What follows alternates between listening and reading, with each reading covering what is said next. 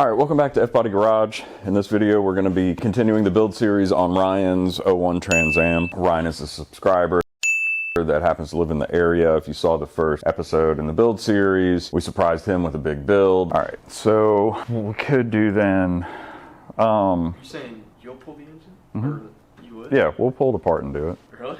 Yeah, we'll put it on the video. Sure. Yeah, we'll make a video. That's really crazy. That's really crazy. He has a blown head gasket and he's been saving a little bit of money to put towards doing some performance stuff. So once we realized he had a blown head gasket, we told him we'd help him do his dream build. We got the motor and transmission out. Most of the parts cleaned. Now we're just waiting on parts. So we should have some parts in today. So hopefully today or tomorrow we can start assembling the motor. But you know how this stuff goes. It starts trickling in, over time. So I also told him that I would help him out with some of the parts because we do a lot of these, and over time you accumulate a lot of stuff from upgrading motors, and I just don't throw anything away. So I have some seals and gaskets and stuff laying around. I have a couple sets of LS7 lifters and an underdrive pulley. I have a few sensors, rear main seal. I have a couple different fuel pumps that we can use. I have some 60-pound fuel injector connection, fuel injectors, and then he's started getting a couple things. So we got the oil pump in. He's going to be putting on a fast,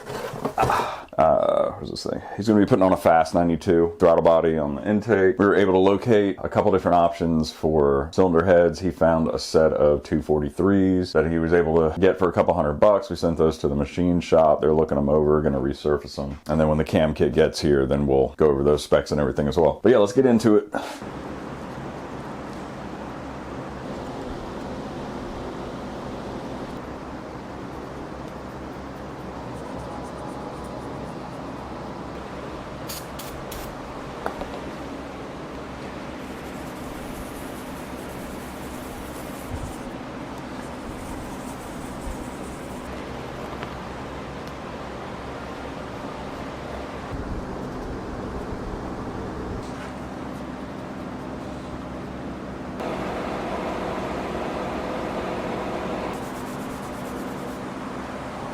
Okay.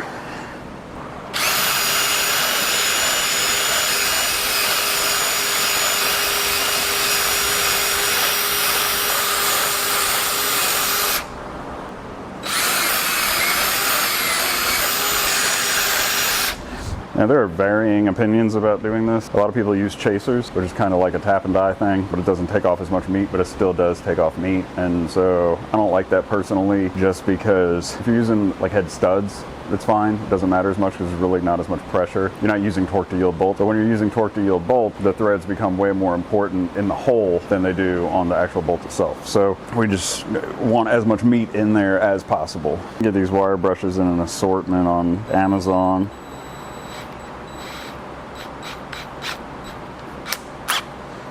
All right, let's try this.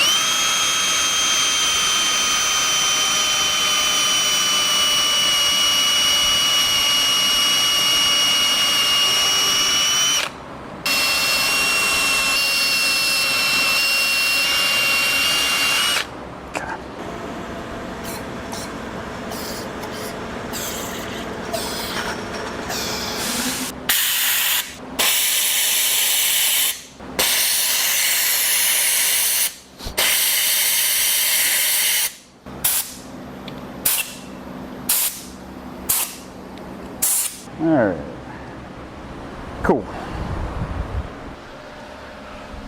All right, let's see what you got here. Oh my God, dude, I can't believe how big that cam is. That's 636 lift. Is that what I said? Or 633, 636? 636, 636. Duration is 233. Well, the duration's not huge. It's like average. The lift is massive. Yeah. That's going to be, yeah. It's going to be fun. Oh, we're going to measure everything. So one of the things we have to do, like we'll put everything together besides the head, and then we'll use, that's why I always save old head gaskets. We'll clean up one of the old head gaskets, throw it on, throw the head, one head on, just tighten down with like 4 bolt, like hand tight, and then we'll put 1 rocker arm on, or 2 rocker arms on, and then we'll spin the motor over and put some like clay in there for it to hit. And then you measure the clay display and see, you know, how much room you have. And that's how you can tell. So that's like a .051 head gasket. So depending on, you know, how much room we have, sometimes you can get a bigger head gasket. If you can get away with a smaller head gasket, that's what you want, because the smaller the head gasket, the more compression. So that's what's going to give you naturally aspirated more power. Well, this is what you start with. I mean, those are going to be .51. Like, that's just the average size. But after we do everything, you know, after we turn it over and see the distance, then we'll figure it out. Chances are this is what we're going to end up using. So yeah, so I mean, we'll start putting the block together.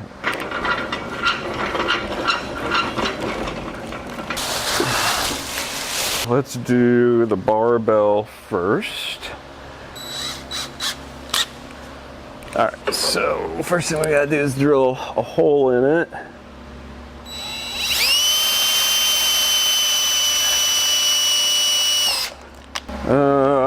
Where's my screw pile?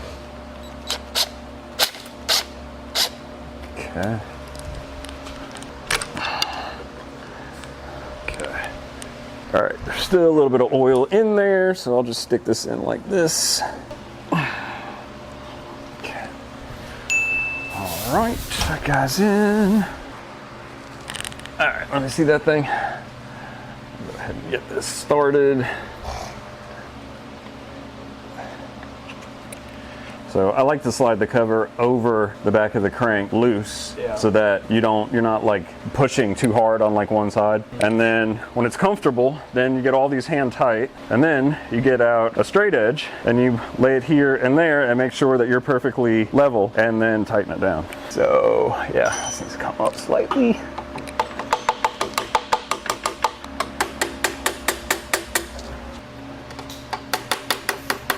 Level. All right, so now tighten this one and this one. We'll just tighten these two first, and then you can tighten the rest of them. How tight? Go ahead and tighten the top two to where you think they should be, and then let me feel it, and I'll tell you. Okay. Okay, that's good. Yeah, just do that all the way around. Don't miss one. Make sure you get them all. What size is my cam? I don't remember. I feel like your cam is bigger. 242. Yeah, dude, my cam's 621, 624. You got a whole procharger on there too. Good Lord, man. This is bigger than mine and Ben's cam. It's gonna lope so much, dude. We're driving it once a week. Yeah, it's gonna be fun.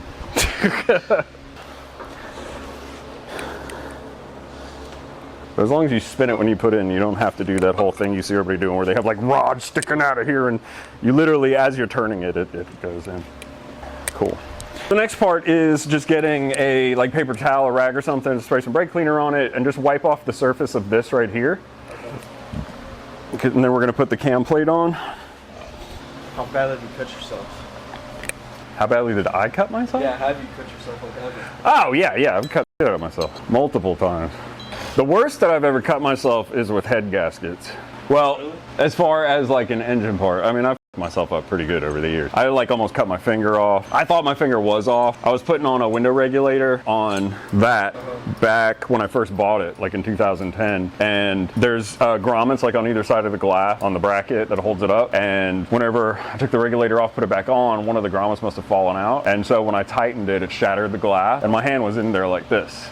And so it just went, and I'm like, my pinky's off. I know my pinky's off. I didn't want to pull it out because I'm like, dude, when I look at this, I'm going to throw up. I don't want I know my pinky's off. And I pulled it up and my pinky was like, yeah. So I literally I went over to the faucet, the sink, and I had my hand in there. I'm like running water on it and calling my wife, she's a nurse. And I'm like, either you're going to have to stitch me up or I'm going to go to the emergency room. She's like, what do you do now? That was a good one. I still have the mark there. I had stuck a screwdriver in my hand. Yeah, I was doing a brake job on a Ford when I was a kid, like a drum brake. And I was like prying on the spring and it slipped and went bop. And you could just hear like thwat. Like it stuck in the meat where I could literally it was in my hand. Like I could shake it.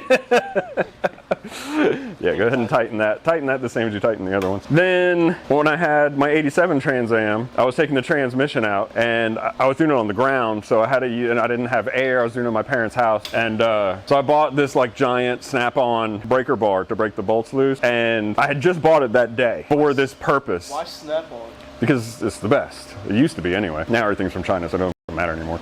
Yeah. But so, dude, I'm pushing on this bolt like as hard as I possibly can. Like all my weight and muscle is going into this thing. Literally like in a punching direction towards the transmission. The breaker bar breaks. First day. So if the bolt broke loose, like I've got it like ingrained into my muscle memory to like know as soon as, you know, a bolt breaks loose, you start to feel tension. In that like split second, you stop. So you kind of just like do this little like jerk, right? And when it broke, there was no tension, you know? It just whack! And so I punched the transmission as hard as I possibly could and broke 2 of my fingers. I've cut myself, I don't know how many times. I've melted my skin a million times on exhaust. I've whacked my head on the bottom of lift 10,000 times, you know. It's part of it after a while.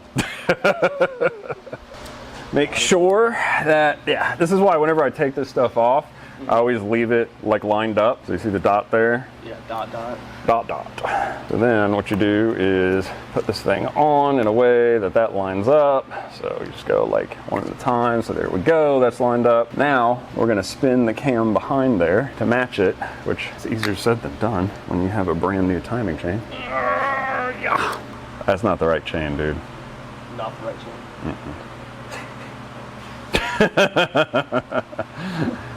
Where'd you get this chain from? Summit Racing. Is that Riley's chain?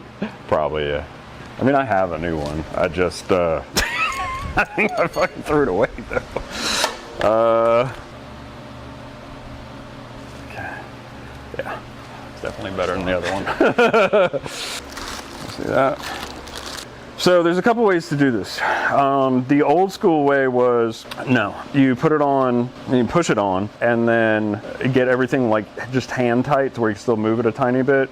Then you take this off, and then you put shims in it, and then bolt it down, and then bolt this down. Then the engineers figured out that the amount of clearance was the same, the amount of clearance needed was the same as the thickness of engine oil. So it was so fine that what they figured out they could do is you put this on, put oil in here, and then rotate it a bunch of times with this hand tight, and then it kind of seats itself in place, and then you tighten it down. So, there we go. Okie dokie. All right, let's see those bolts. That should be good, dude.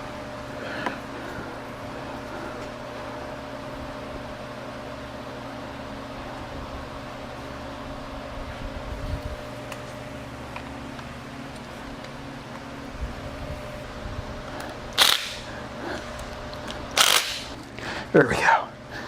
Now this one we're going to put Loctite on because these do actually have a problem.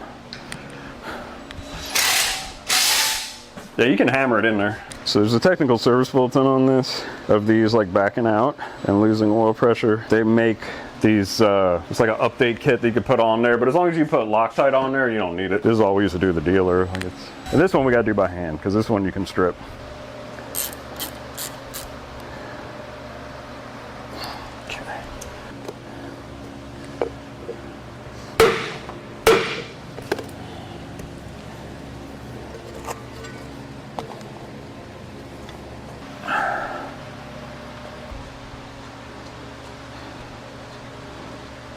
Do that? Mm-hmm. You see a gap? Yeah, I do. Okay. So you look this way. So get under it. Like put your eye level here. Okay. You see a gap, right? Right. So grab a hammer. Should be in the bottom or on the ground. Yeah. And hold on, let me hand tighten this. Okay. So now, yeah, but don't hit the middle. Just hit the side that you're working with. So just hit like right here. But what you want to do is grab. Before you do that, put the straight on it while you're tapping it. And you got to watch from down here. So I would watch from like this angle because you're closer to it.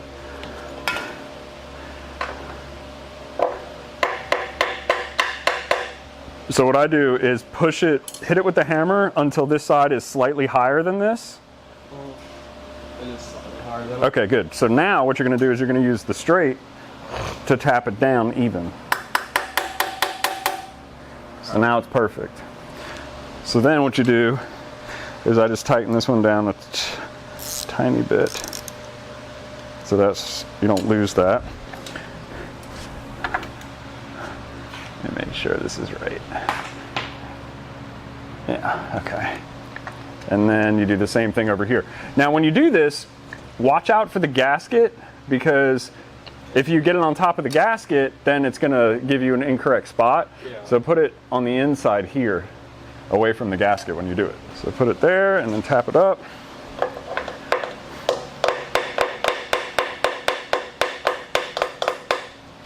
And then you want to be able to, you want it a little bit higher so that you can tap it down with the straight.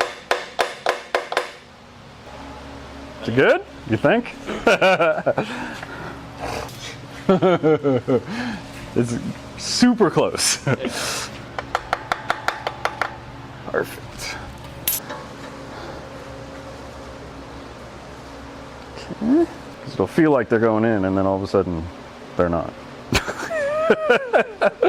you realize you're just tightening rubber. But when you're doing this stuff, when you're putting motors together and everything's aluminum, you have to put everything together by hand first to make sure it gets started first. Yeah. Because once you start tightening it down, if you screw up threads on aluminum, then we're taking it apart and fixing the threads. Well, that's gonna have to end it for this one.